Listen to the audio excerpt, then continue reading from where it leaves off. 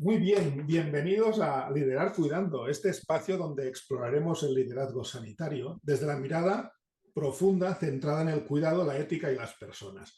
Hoy abordamos un concepto que ha ganado una enorme presencia en los últimos años, la humanización, un término que aparece en congresos, planes estratégicos, discursos institucionales, pero que también genera dudas, tensiones e incluso cierto escepticismo. Porque cuando todo el mundo habla de humanizar, quizá la pregunta clave ya no es qué es la humanización, sino qué estamos haciendo realmente con ella. Hoy tenemos aquí a un gestor sanitario, enfermero, con amplia experiencia tanto en la sanidad pública como en la privada, docente, coach y sobre todo amigo. Gracias, Pedro Jaén, por compartir este espacio.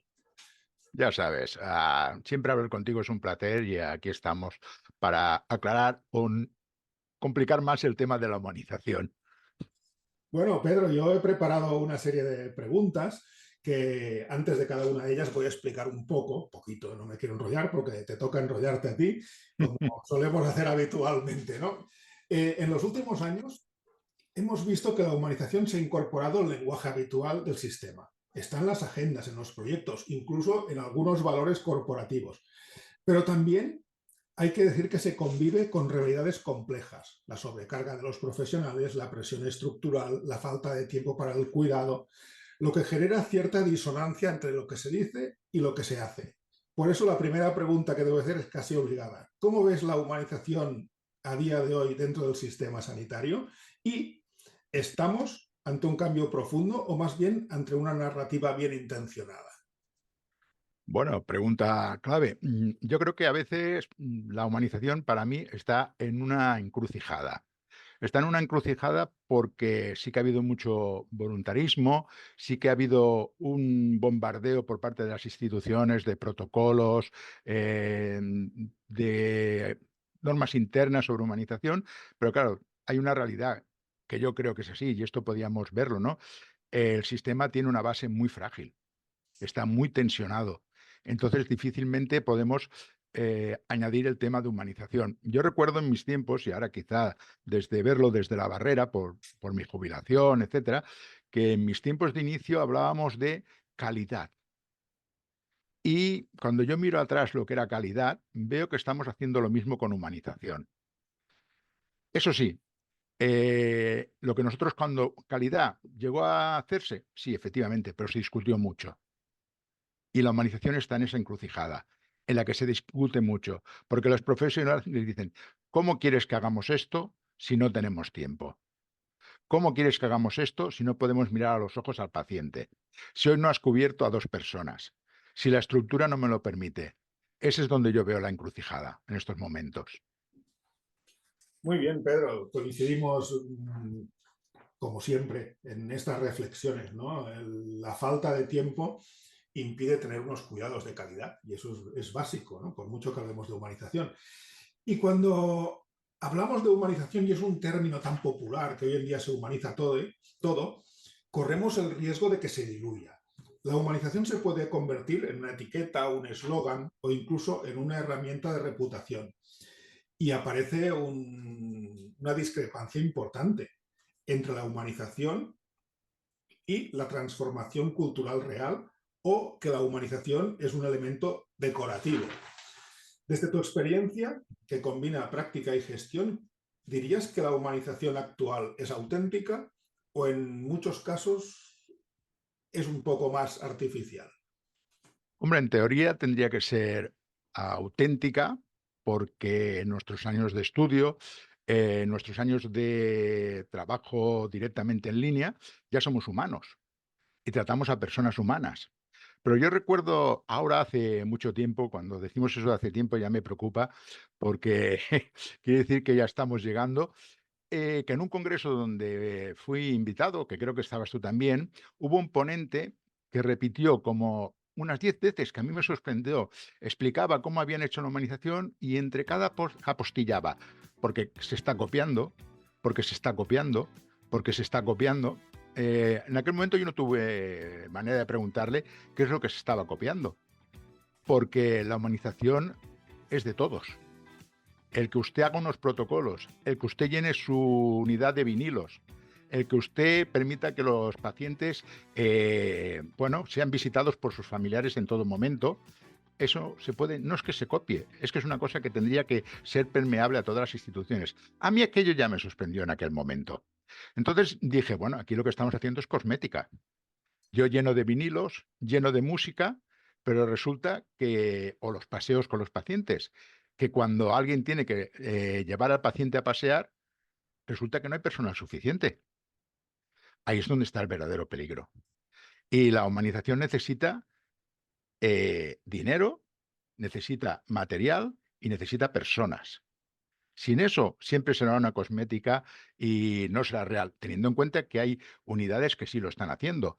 Pero no sé si recuerdas cuando estuvimos en Vigo, que nos invitaron a un congreso, que las comadronas habían hecho todo un proyecto de humanización perfecto y cuando les cambió el sistema político, no sé si fue político o gerencia, decían que ya no les daban tanta chance para poder hacerlo. Eso es donde está lo artificial. Queda muy bonito en los papeles, queda muy bonito en las paredes, pero la realidad no es la que vive el profesional ni las personas a las que hemos de atender.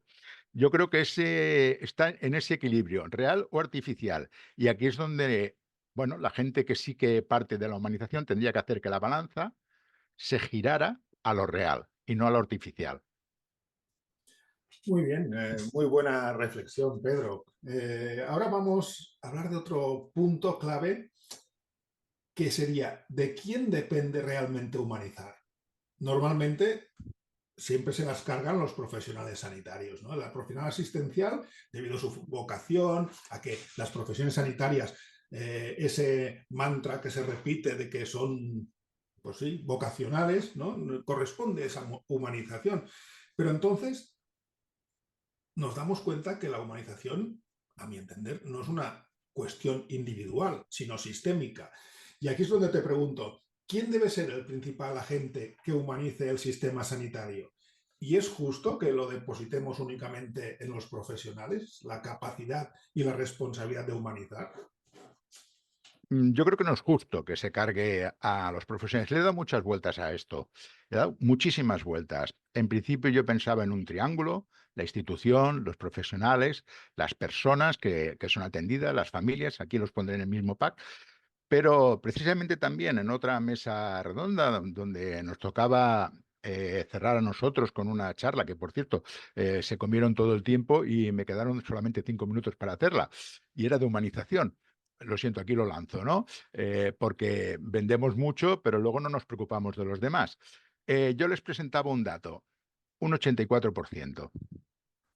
Y todos me preguntaron, bueno, ¿y este 84% qué es, qué no es? Qué tal? Es el tanto por ciento de enfermeras y enfermeros que quieren abandonar la población, la profesión, perdón. Claro, mientras nosotros nos mantengamos en este 84%, no podemos pedirle a la gente, como tú has dicho muy bien dicho, vocación. No les podemos pedir voluntarismo. Por lo tanto, yo le he dado una vuelta a esto y creo que la institución es la máxima responsable.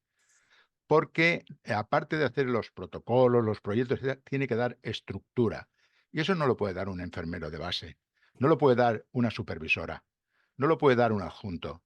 Se convierten en Quijotes. Y sí que es cierto que su departamento funciona muy bien en cuanto a humanización, pero si no hay estructura, cuando se marchan, ¿qué ocurre? Pues que eso se diluye, se diluye, se diluye, se diluye y no existe. Por lo tanto, yo le paso a la institución como ya sea gerentes, de paso en la institución ya sean políticos, que son los que tienen que proporcionar una verdadera estructura, porque si no es como si construyéramos una casa al revés. Y las casas al revés pueden quedar muy, muy originales, pero no tienen un sostén, se caen. Pienso yo, ¿eh? Muy bien, pues enlazando con esta reflexión de quién son los responsables de la humanización, hemos de reconocer que las enfermeras es una profesión que hemos estado siempre ligadas al cuidado. Pero cuando una enfermera accede a la gestión, surgen unas expectativas diferentes. Eh, la enfermera gestora sigue cuidando, mantiene este equilibrio, y aquí es donde te pregunto, ¿no? ¿La gestión enfermera, por definición, es más humanizada o también puede que reciba tensiones y pueda llegar a perder esa esencia de humanización? Uf, pregunta también. Pero bueno, lo que yo creo es que la gestora enfermera, como tú muy bien has dicho, por definición debería serlo, debería gestionar en humanización. Pero lo que yo veo, y ya en nuestros tiempos ya lo estábamos, que están atrapados o atrapadas en una gestión de mínimos. Y muchas veces pierdes esa visión. ¿Por qué? Porque tienes tantos huecos por cubrir que no puedes forzar a que las personas den más de sí. Y también están atrapados en la burocracia. Y a veces cuando la gente dice, no, la IA nos ayudará, la IA no sé qué, la IA se ha de hacer muy bien. Porque cuando pusimos los ordenadores, ¿qué te decía la gente al ver? Como me decía a mí, es que tardamos mucho más que haciéndolo a lápiz. No, lo que pasa es que a lápiz tardaban lo mismo. Lo único que pasaba es que el ordenador no te permitía adelantar si tú no lo hacías bien. ¿Correcto? Sabes tú más de esto que yo. Y luego se inventaron cosas, es decir, había alguien que vio que si le ponías la edad y le ponías no sé qué, te podía saltar 4 procesos, para que veas, ¿no? Es decir, entonces, claro, nosotros hemos de ayudar a que la gestora, porque una de las cosas que quizá luego me preguntes más tarde, a lo mejor, yo digo que el gestor no debe olvidar de dónde viene. El gestor lo que hace es, si daba antes la enfermera gestora, daba unos cuidados a una población relativamente pequeña, cuando haces gestión tienes que cuidar a tu equipo, que es una población más grande. Por lo tanto, sí, debería serlo la gestora, debería ser el motor, por lo que tú me has preguntado, sí, sí. Perfecto. Coincidimos también porque las gestoras, al fin y al cabo, si olvidan que son enfermeras, vamos mal, ¿no? No hay que olvidar Ujú. nuestros orígenes. Y si uno llega a ser enfermera gestora, es que primero ha sido enfermera. Entonces, esto es Correcto. importantísimo. Y si ampliamos un poco más, las direcciones y las estructuras organizativas es donde se definen las prioridades. Se Ujú. asignan recursos y se marcan culturas organizacionales, lo has dicho hace un momento. A veces la humanización debería impulsarse desde allí, pero nos lleva a una reflexión. ¿Qué papel juegan realmente las direcciones en la humanización? ¿O son motores de cambio o de límites que evitan que la humanización prospere?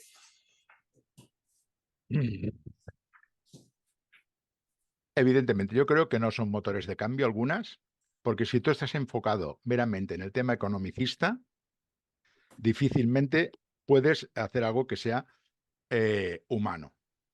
Sí que puedes llegar al equilibrio, pero lo que sí es cierto es que hoy las direcciones están enfocadas y quizá antes también en un tema meramente economicista, y entonces se olvidan del bienestar de los pacientes y de las personas que trabajan. Y esto hemos vivido nosotros en nuestras carnes muchos casos de estos, que tú ibas a pedir más personal y te decían no puede ser, no se cumple económicamente. Este paciente se tiene que ir de alta. Este paciente no lo podemos atender aquí. Claro, nos quejamos de los americanos, pero es que a veces nosotros hacemos lo mismo, pero solapadamente. Y esto que te digo, nos lo puede rebatir mucha gente, pero son casos reales.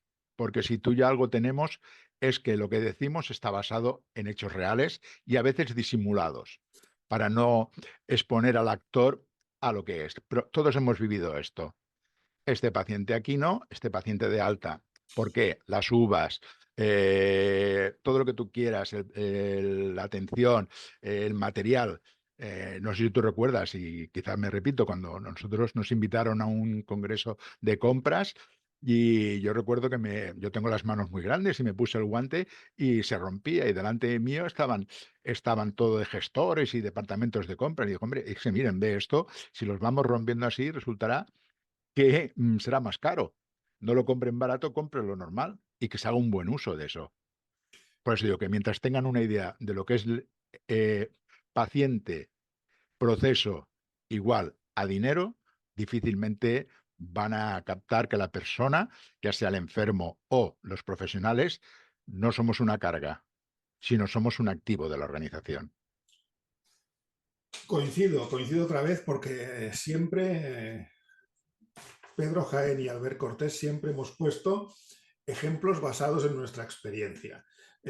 Siempre hemos intentado transmitir ideas de gestión basadas en lo que nos ha pasado a nosotros, para bien o para mal, porque dentro de la gestión hemos hecho cosas buenas y cosas no tan buenas, pues del ejemplo malo también se aprende, ¿no? Y hablando de experiencia personal, en tu trayectoria sé que has intentado siempre tener iniciativas humanizadoras cuando hacías gestión, en la gestión real, ¿no? Pero eso implica decisiones, renuncias, liderazgo y también mucha resistencia al cambio. ¿Y ahora te voy a preguntar, cómo incorporaste esta humanización a tu manera de gestionar? Y si las organizaciones donde trabajabas dieron valor a esas iniciativas de humanización que llevaste a cabo o pasaron desapercibidas. A ver, en mis tiempos no se hablaba de humanización. Lo he comentado al principio, se hablaba de calidad. Y una de las cosas que a nosotros nos marcó durante la carrera y luego en el momento profesional es que se nos inculcó mucho de dejar de llamar al fémur, la apendicitis, el del 415, el del 420 y llamarlos por su nombre. Eso se nos inculcó mucho y eso fue una de las cosas que cuando nosotros bueno, pasamos a ser enfermeros y luego supervisores y luego juntos, bueno, toda nuestra carrera profesional se intentó que se hiciera así.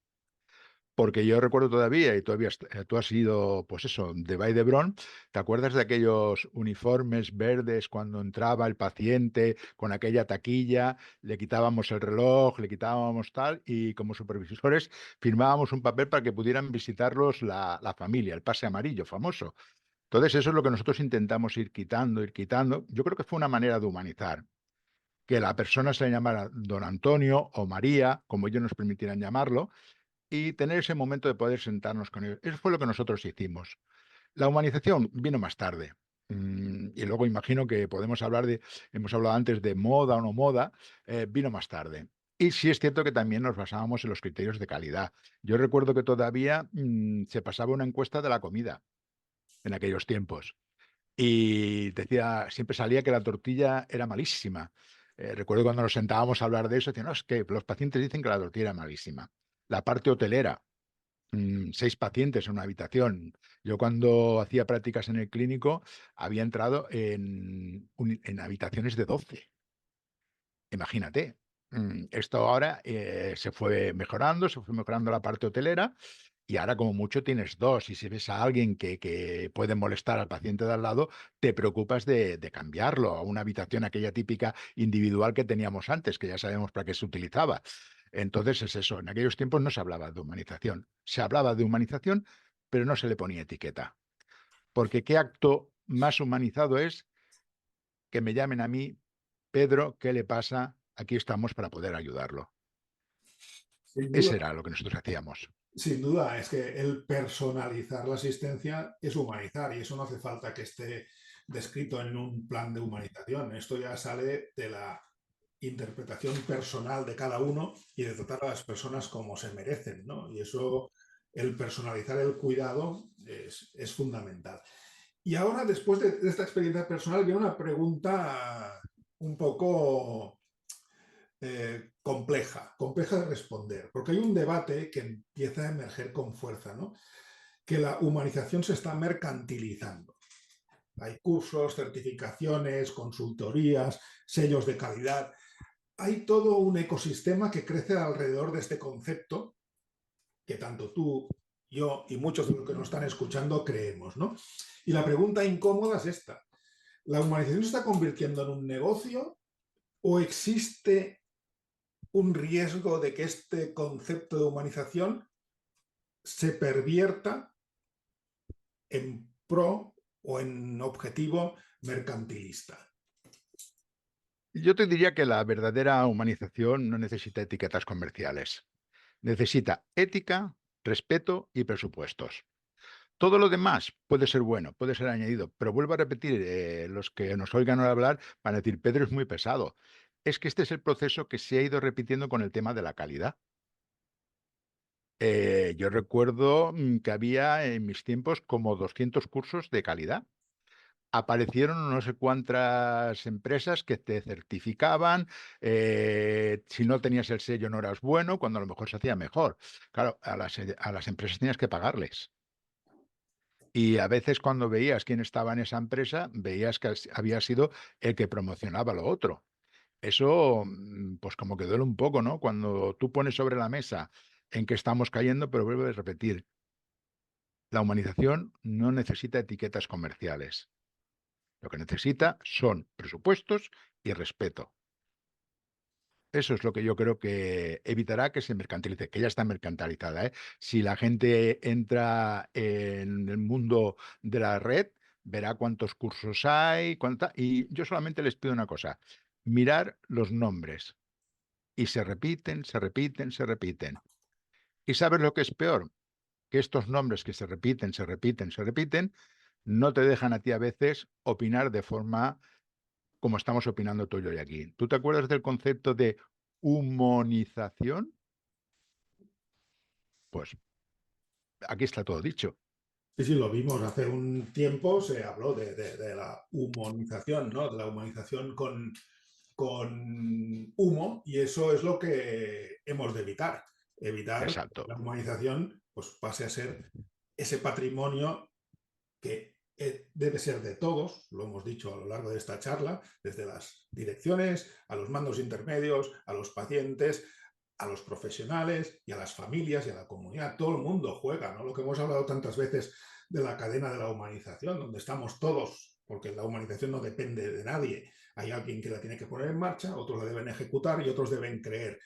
Pero al final, quien sale ganando son los profesionales, porque son bien cuidados, y pues, los pacientes y sus familias, porque también reciben lo que se merece. Ahora, después de tantas cosas buenas y otras no tan buenas, para concluir, porque si nos enrollamos mucho, estas sesiones se hacen muy largas y hemos de ser concretos. ¿Qué consejo le darías a las futuras enfermeras que se quieran dedicar a la gestión? Porque gestionar ya sabemos que es mucho más que organizar recursos humanos, recursos materiales, no. ¿Qué consejo le dirías a una enfermera que dice, quiero hacer gestión para no perder este sentido del cuidado por el camino? Pues yo le diría, y no soy nadie para dar consejos, ¿eh? Eh, yo recibí uno muy bueno, ¿no? Que me dijeron una directora de enfermería, yo llevo a directoras de enfermería en mi recuerdo y en mi corazón, una me dijo, donde hagas una justicia, al lado has hecho una injusticia. Creo que tú y yo ya lo hemos hablado. Dice, lo único que tendrías que tener es no olvidarte de por qué has hecho esa justicia. Porque cuando esta persona te pida lo que le has hecho a la otra persona, no me cambies el criterio. Por lo tanto, yo le diría a una persona que tenga la ilusión de ponerse en gestión, que no se pierda en los nuevos términos, que su trabajo es asegurar que el sistema no convierta a las personas en números. Ese es su trabajo, ya sé que eso es muy difícil, pero para eso también cuando le hagan la entrevista, cuando hagan lo que le hagan, pregunten, ¿ustedes para qué me quieren? Y que le expliquen claramente para qué quieren. Y siempre tiene tiempo de decir, yo no puedo hacer esto, no porque no esté facultada, sino porque va en contra de mis creencias. Por lo tanto, que haga eso, que pregunte para qué la quieren y que no se confundan los términos y que vea lo que hemos dicho antes, que ella cuidaba antes a 10 pacientes y ahora está cuidando a 10 pacientes y a un equipo que hace que cuide a esos 10 pacientes. Es decir, se le amplía el margen de cuidar. Pues muy buena esta reflexión última, ¿no? Que se amplía el cuidado, porque ya no cuidas pacientes, debes cuidar a esos pacientes, a los profesionales que tienes en tu equipo y que cada uno lleva unos pacientes, es decir, que se te multiplica de una manera exponencial la responsabilidad del cuidado. Muy buena, esta hay que tenerla en cuenta. Pues, pues yo ahora, para terminar, en esta charla, en esta conversación con Pedro Jaén, hemos intentado ir más allá del concepto de la humanización, cuestionarlo un poco, sobre todo que sea útil, que quien nos escuche pueda sacar sus conclusiones, ¿no? Y como ha dicho Pedro, para humanizar, ética, respeto y presupuestos. Dejar de ser números, porque cuando uno hace gestión hemos de intentar que las personas que están a nuestro cargo no sea un número, y cuando somos enfermeras asistenciales, que nuestros pacientes tampoco lo sean. Es decir, personalizar lo que hacemos porque hemos de saber estar, hemos de construir organizaciones más coherentes con lo que decimos y lo que somos, porque muchas veces la humanización, lo hemos visto, es un eslogan, es una fachada, es una moda, que hemos de ser conscientes de que depende de nosotros. Gracias, Pedro, por ser tan generoso siempre, estar siempre a mi lado cuando te pido cosas, porque siempre estoy pidiéndote. Y gracias a todos los oyentes por acompañarnos, porque al final este es el primer episodio, pero vamos a hacer muchos más, porque seguro que a partir de aquí salen respuestas. Los que escuchen estas palabras seguro que tendrán algo que decir y nosotros encantados de ampliarlo. Si quieres añadir alguna cosa más, Pedro. Yo creo que más no decir, sí decir que por favor que no les demos más cosas ni ilusionemos a los profesionales con cosas que no vamos a cumplir. Porque si algo tiene la profesión enfermera es que nos apuntamos a un bombardeo. Pero cada vez hay gente más escéptica. ¿Y por qué? Porque no hemos sabido satisfacer sus expectativas. Yo es lo único que diría. Pues muy bien, para concluir, una gran también reflexión, ¿no? Las expectativas que sean tangibles y que sean reales, porque al final creas ilusiones y estas ilusiones pues quedan en nada. Nos vemos en el próximo episodio. Gracias por estar aquí y esperamos vuestros comentarios. Un saludo. Hasta luego. Gracias. Venga, hasta luego.